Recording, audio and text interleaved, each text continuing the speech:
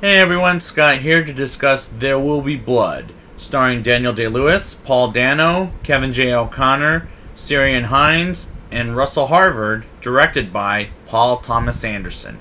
Now before I get into this review, I just gotta say, the trailer for this movie scared the hell out of me.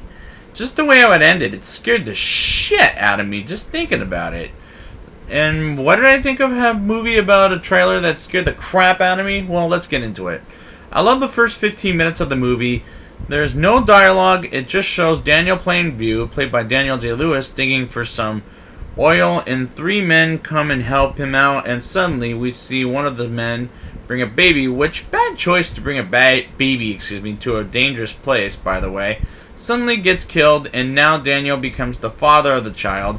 It's golden. Like just nothing to say in the first 15 minutes. It's awesome.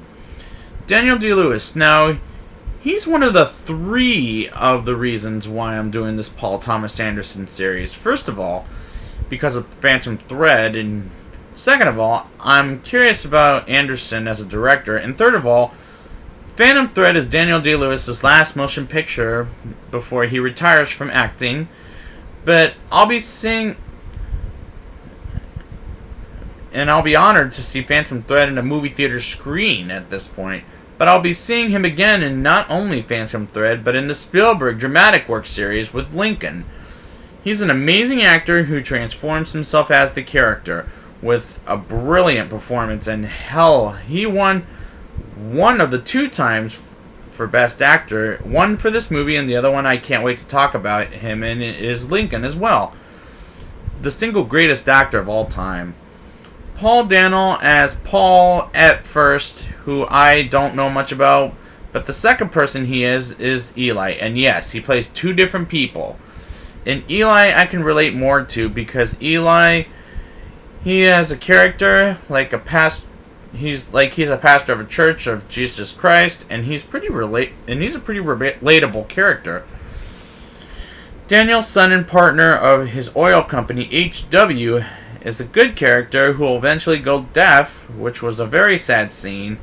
The way how the oil spits up and makes a loud noise to damage H.W.'s ears was so sad that Daniel leaves him on the train and ditches him on the train, which makes me think Daniel is kind of a bad person. Kevin J. O'Connor comes into the movie as Henry Plainview, Daniel's brother, who seems kind of a mousy character from a mousy actor, especially in the Brendan Fraser version of The Mummy. I don't like the character, and I'm not a fan of the actor either, to be honest. I do like the cinematography of this movie because it has the 1900s feeling to it. It's a great cinematography of a movie. Take it from Anderson, who's all about cinematography. That scene when Daniel goes to Eli's church was a good scene, but felt a little over the top, but it was a good scene despite how over the top that scene was. Daniel reunites with H.W., and them having a good steak did feel weird. Did feel a little weird despite him abandoning his own son, and smacks Daniel for that. And boom, he forgives him a little unrealistic in my opinion. When H.W. says he's going to Mexico to start his own oil company after he marries the girl that he met when he was a kid, and Daniel says some incredibly harsh things to H.W. he's an orphan, which is unfortunately true, but also he's lower than a bastard from a basket, and I thought, damn, Daniel is one mean motherfucker.